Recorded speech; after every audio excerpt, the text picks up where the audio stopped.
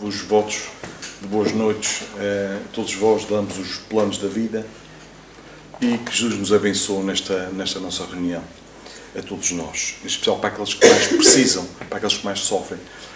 O tema central da noite de hoje é: porquê é que nós somos a favor da vida?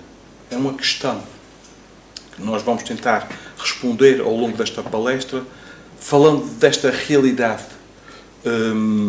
que está a aumentar, que é o aborto. Mas nós não vamos falar do aborto isoladamente do conhecimento científico, no caso concreto da embriologia, nem isoladamente do conhecimento espírita. E não vamos fazer julgamentos de valor. Vamos tentar tomar outro caminho. Se nós falássemos só do aborto, concordas, não concordas, deve-se proibir, deve-se permitir, isso iria causar, e causa celeuma, discussão, vozerio, opiniões opostas, extremas, enérgicas. Não é isso que se pretende.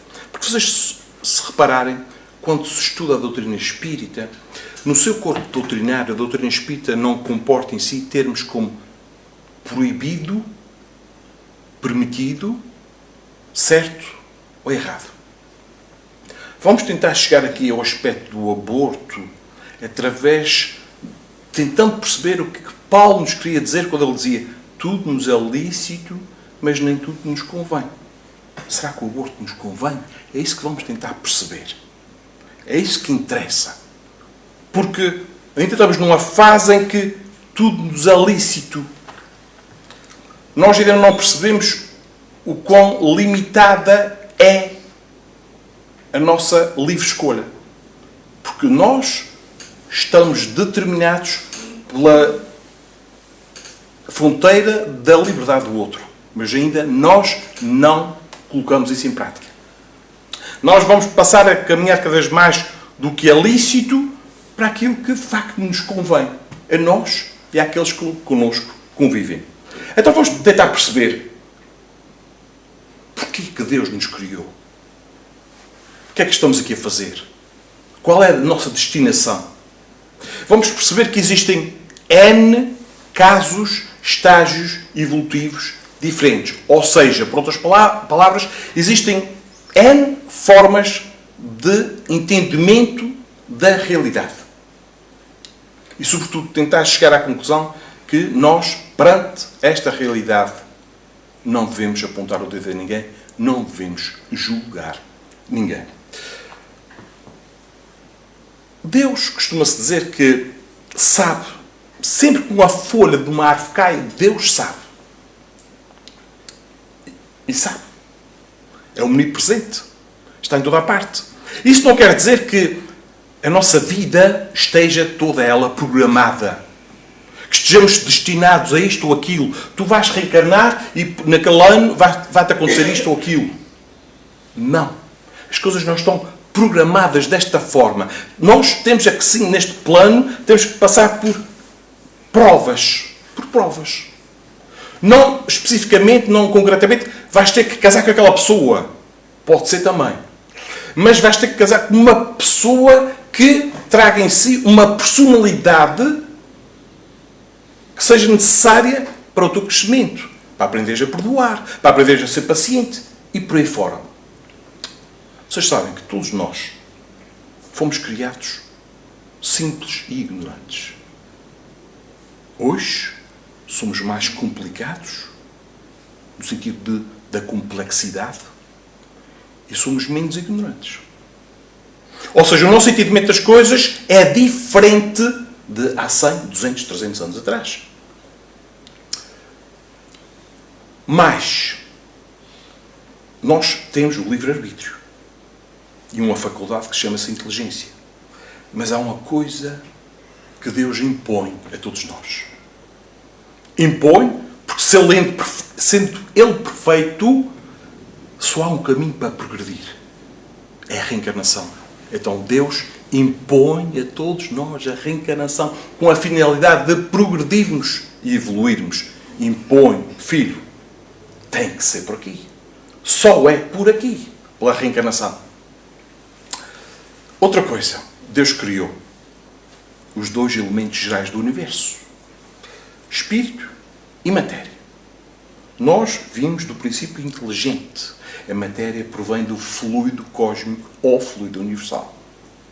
E ele diz assim: meu filho, tu só vais progredir quando souberes manipular a matéria, que é o outro elemento que eu criei, para tu aguçares a tua faculdade intelectual e aplicares no relacionamento com os outros e aumentares o teu nível moral. Mas vais ter que reencarnar. E para haver reencarnação, só há um meio. André Luiz diz-nos o seguinte: dos mais belos momentos da vida planetária, destaca-se aquele em que se une um casal, a fim de permitir o retorno à carne de um novo ser espiritual. Só pode haver reencarnação. Esta imagem que aqui está, quando pedi para elaborarem este post, este cartaz, eu disse: incluam esta imagem. O que é esta imagem? Existe um equipamento fotográfico sofisticado que captou o momento exato da fecundação. E esse fotógrafo disse que, quando olhou para isto, viu uma luz intensa. Vocês reparem naquilo. Momento da fecundação. Que é quando, e a embriologia, agora falando da parte científica, do contributo para este tema do aborto, a embriologia já chegou à conclusão que, de facto, existe vida antes da geração, antes da criação do cérebro físico. Como é que eles chegaram a isso? Uma mãe, uma mulher, que teve uma relação sexual, da qual veio uma gravidez indesejada por ela, porque ela não estava à espera daquilo, porque ela era toda bem feitinha e ela não queria engordar. Por questões de vaidade, por questões sociais, porque ela gostava muito de festas, não se queria comprometer já, começou mentalmente a rejeitar aquela gravidez.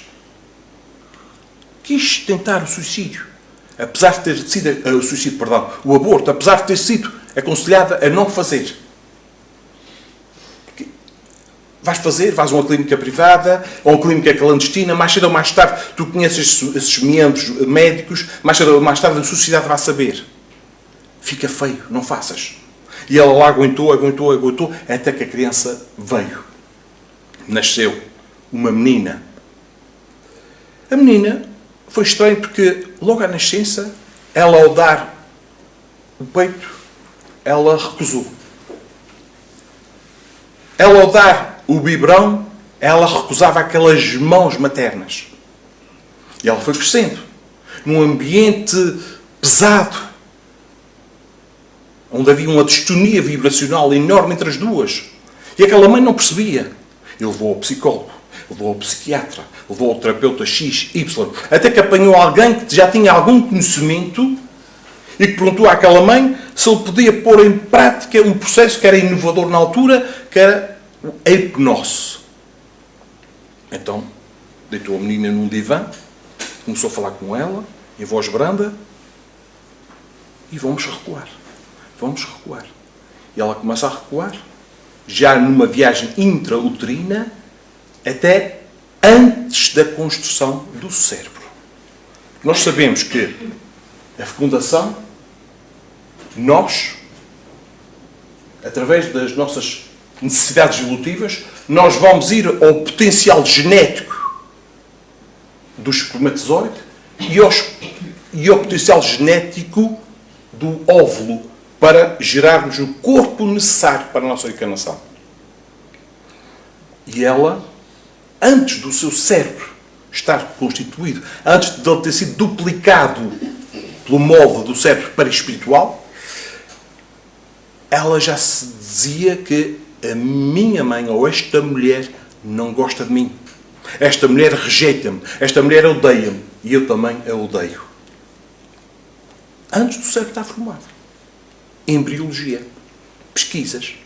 Estão a acompanhar, estão a chegar aos conhecimentos da doutrina espírita. Nós sabemos que o espírito liga-se ao momento da fecundação. Ele começa a sintonizar-se, a vibrar antes do reencarne, antes da concepção, começa a ter sintonias com a parte vibracional do chakra, o centro de força genésico reprodutor da mãe. Começa a diminuir para espiritualmente,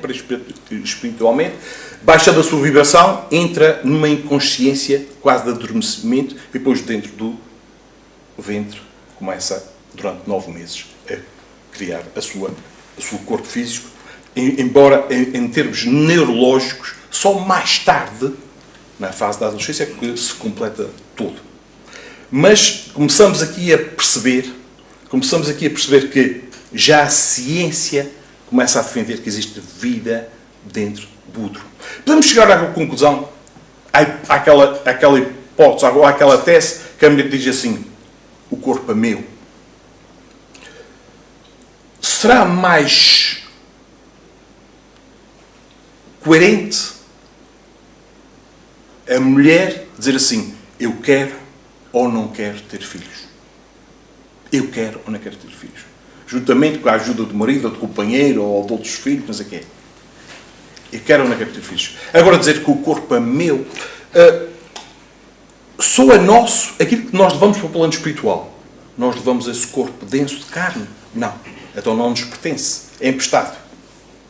Além de mais, aquela entidade espiritual reencarnante começa a formar o seu corpo, é o seu corpo, não o corpo da mãe.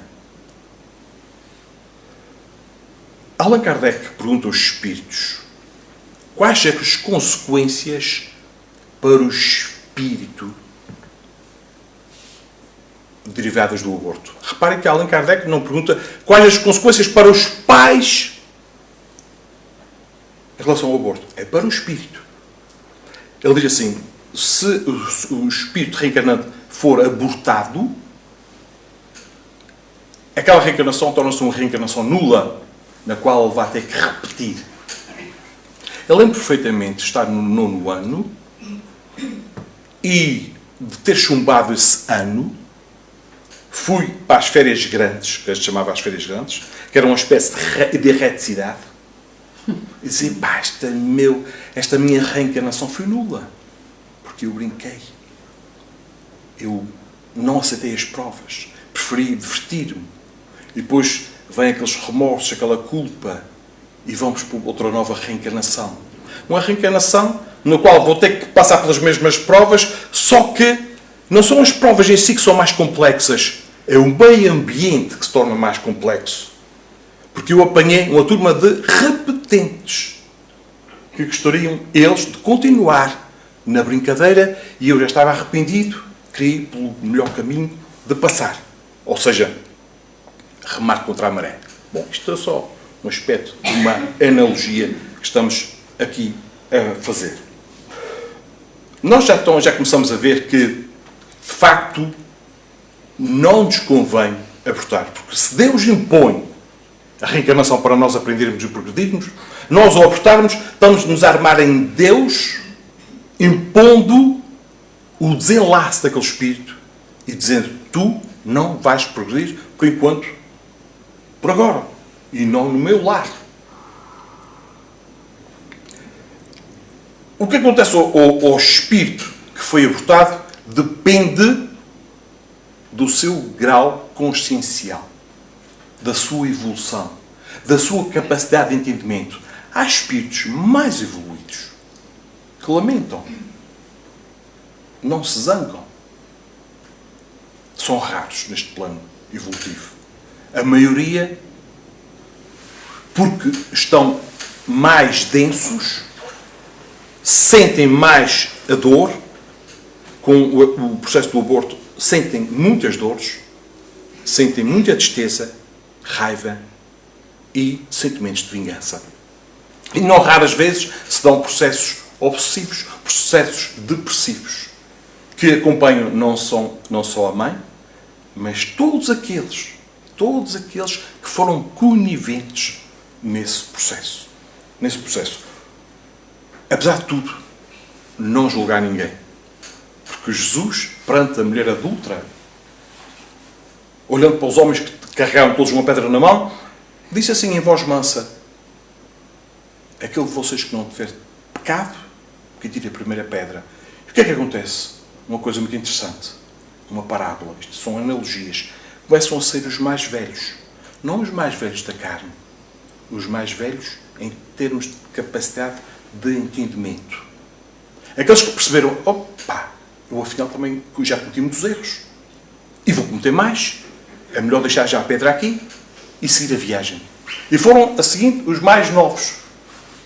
Aqueles que não tinham um grande entendimento. Ou seja, isso quer dizer que estamos todos em graus de entendimento diferentes, que um dia, mais cedo ou mais tarde, vamos todos perceber que suicídio, eutanásia, homicídio, aborto, não convém de jeito nenhum. Mas ainda estamos neste patamar. Estamos neste patamar e estamos aqui para esclarecer, para que, de certa forma, isto reduza em termos de números. Existe uma legislação jurídica, uma legislação humana, que fala que é permitido ou é legal fazer-se até às X semanas. Mas isto é uma lei que não nos vai dar nenhum conforto em termos de consciência. Uma coisa é certa, a lei humana está-se a aperfeiçoar. Está ela-se a aperfeiçoar. Mas vamos supor agora que eu estava a fazer esta palestra para uma plateia de materialistas convictos. Não materialistas por orgulho. Porque há muita gente que não gosta que exista algo acima deles, um ser acima deles. Mas materialistas por convicção. Tudo isto que eu estou a dizer não faz sentido nenhum. E tudo isto que eu estou a dizer de abortar, de praticar a eutanásia, porquê é que o meu pai, quando morrer, acabou-se tudo? Porquê é que ele vai estar ali a vestar e a sofrer? Eutanásia. Se a minha vida está um horror, eu não tenho solução para a minha vida, eu estou a sofrer, eu estou a encontrar um beco sem saída, suicídio, vai acabar tudo. E por aí fora. Isto tem a sua lógica para eles. Por isso, mais uma razão para não nós julgarmos ninguém, porque os graus de entendimento são eles todos diferentes. Então, já começamos a ver que existem 3 fatores que estão intimamente ligados. Reencarnação, família e o aborto. Ou reencarnação, família e receber o filho em nossa casa.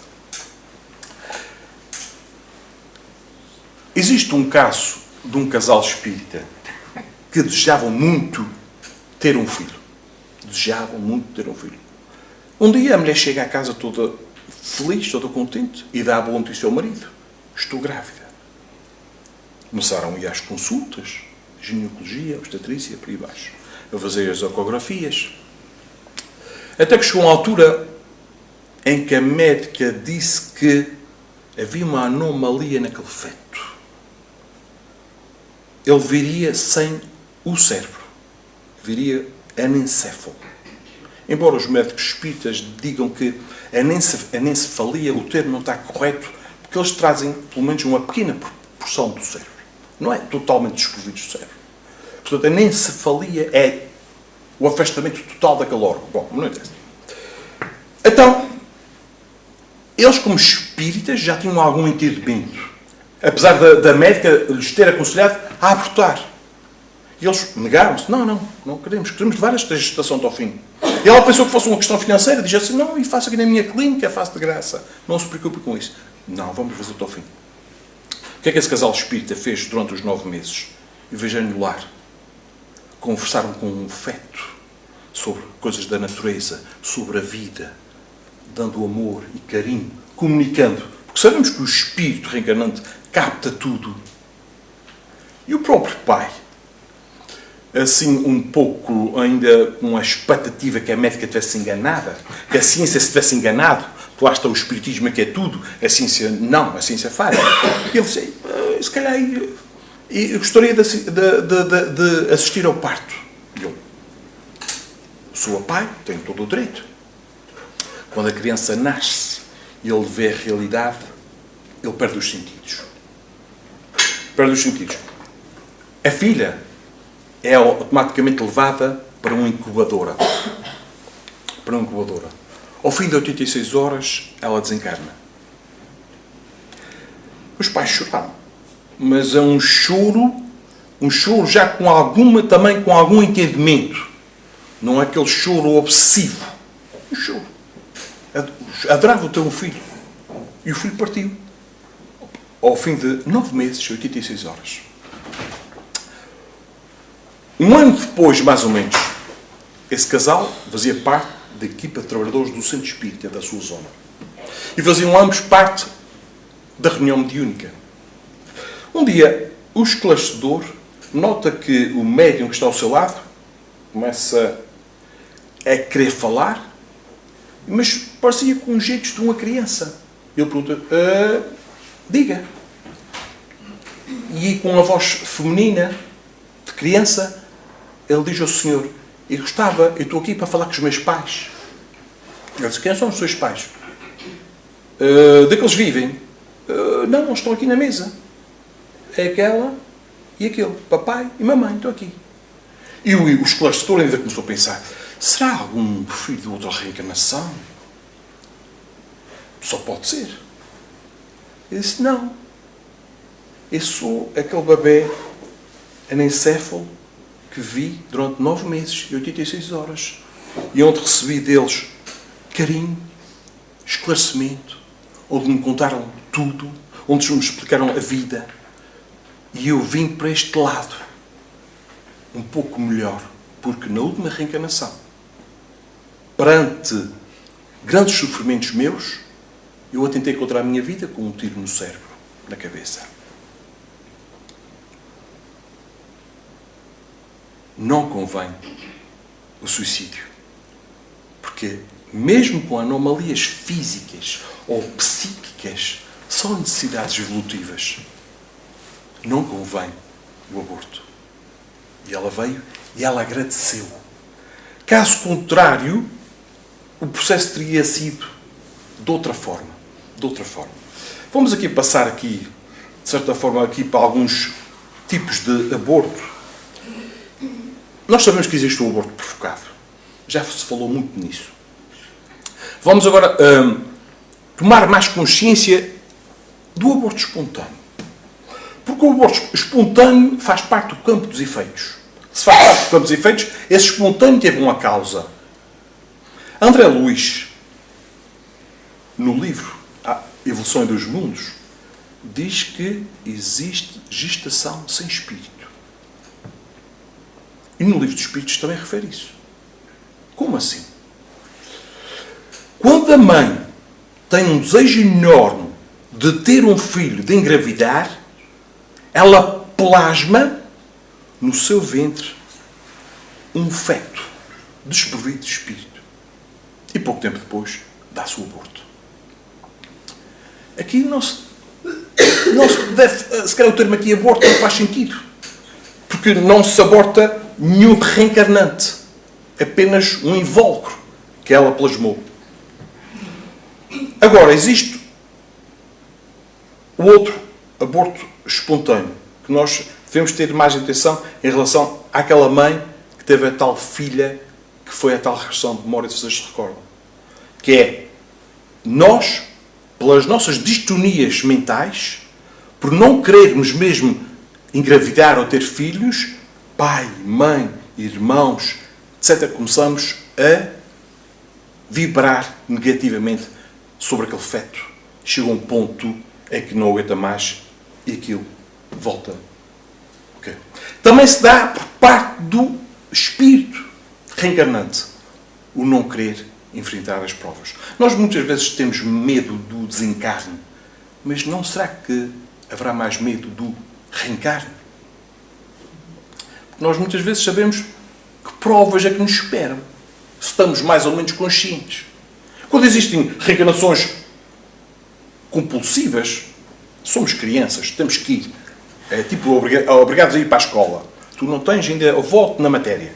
Vai. Expiações, por exemplo.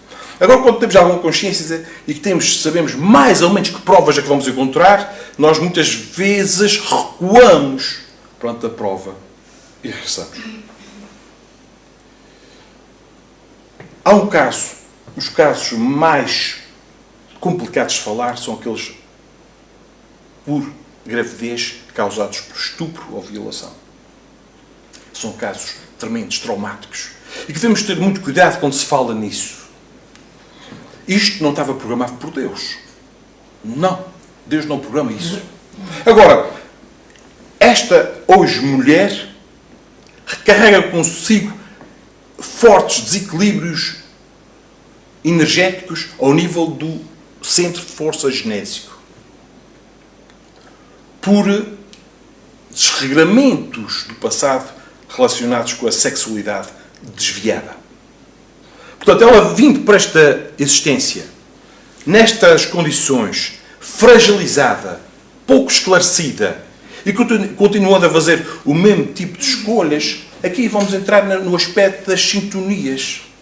A probabilidade, se ela continuar nas mesmas escolhas, a probabilidade dela encontrar um contexto violento é grande. Mas, Jesus disse, o amor cobre uma multidão de pecados.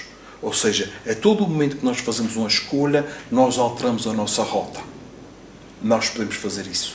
Nós podemos, e em consciência, nós podemos e nós devemos. Nós começamos a perceber que a vida é o melhor caminho. A vida é o melhor caminho. Para aquelas pessoas que dizem assim, eu não quero este filho. Se elas soubessem, se nós soubéssemos, a fila de casais que não conseguem ter filhos e que estão aqui à procura de adotar crianças, é enorme. Ok. O próprio governo tem mecanismos para ficar com o filho. Eu não quero o filho, mas há um casal que quer. Mesmo que seja só uma mulher ou só um homem que tenha condições para adotar. Existem as condições. Para aquela mãe que abortou e se arrependeu, o passado não pode ser alterado. Mas existem crianças que precisam de cuidados. Não só crianças. Podemos praticar a solidariedade de muitas formas. A Associação Nascer Crescer Feliz precisa de voluntários. É uma forma de... eu fiz isto, mas existe uma associação como esta, filha da Associação Cultural Espírita de Xeirense, que trabalha nessa área. Portanto, existe solução para tudo. Existe solução para tudo. Até para a morte. Nós podemos construir já hoje uma boa passagem, um bom desencarne. Existe solução para tudo. O que está feito, feito está. Não vamos julgar. Vamos compreender. Vamos acarinhar. Vamos acarinhar. Há muita coisa a fazer. Há muito trabalho a fazer. E a seara do Pai precisa de muitos trabalhadores. E quando estivermos ocupados com coisas úteis, as coisas que nós julgamos inúteis ou agressivas do passado começam-se a desvanecer. E mesmo aqueles que nós abortamos, olhando para o nosso exemplo, que estamos diferentes, isso até pode atenuar neles aquele sentimento de vingança que eles tinham. Nós hoje não somos os mesmos de há 200 anos atrás. Nós hoje já não faríamos aquilo que fizemos mesmo há 10 anos atrás. Temos outra compreensão. Então, se temos a compreensão, é seguir em frente. E há uma coisa que a doutrina espírita nos dá. Fé. Ou seja, dá-nos certezas das coisas. A existência de Deus, do Espírito e imortalidade, do Espírito, pluralidade dos mundos habitados, comunicabilidade dos Espíritos e esta reencarnação que todos nós necessitamos para progredir e para seguir em frente. Tudo é lícito, mas nem tudo nos convém. Nem tudo nos convém. Para todos os espíritos que aqui estão e que passaram por esse processo doloroso, a compreensão de que nada acontece por acaso, a compreensão de que nem todos temos consciência daquilo que estamos a fazer, de que nem todos conhecemos ainda as leis divinas, mas quanto mais nós fizermos aquilo que nos convém, mais alinhados estaremos com a harmonia das leis de Deus. E quanto mais estivermos alinhados com as leis de Deus, maior a nossa liberdade de ação. Porque entraremos num mundo, agora num mundo mais espiritualizado, onde existem N possibilidades de escolhas. Enquanto aqui no mundo material, é esta limitação material, que é uma realidade ilusória. A matéria. Isto um dia vai-se variar. Esta mesa, estas cadeiras. Só o espírito não. O espírito é imortal. Somos imortais. Que cada vez mais que o conhecimento, e o conhecimento acarreta consigo, traz consigo responsabilidade, que com os conhecimentos que aqui vimos buscar, também possamos semeá-los nos caminhos que nós trilhamos. Obrigado pela vossa atenção.